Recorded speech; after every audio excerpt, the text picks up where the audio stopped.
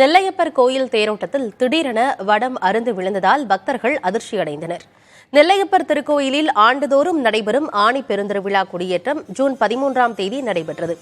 தொடர்ந்து 10 நாட்கள் நடைபெறும் திருவிழாவில் தினமும் காலை மாலை என இரு வேளைகளில் அம்பாள் வீதி உலா நடந்தது. இந்நிலையில் விழாவின் சிகர நிகழ்வான 518வது ஆணி தேரோட்டம் இன்று காலை வெகு விமரிசையாக தொடங்கியது.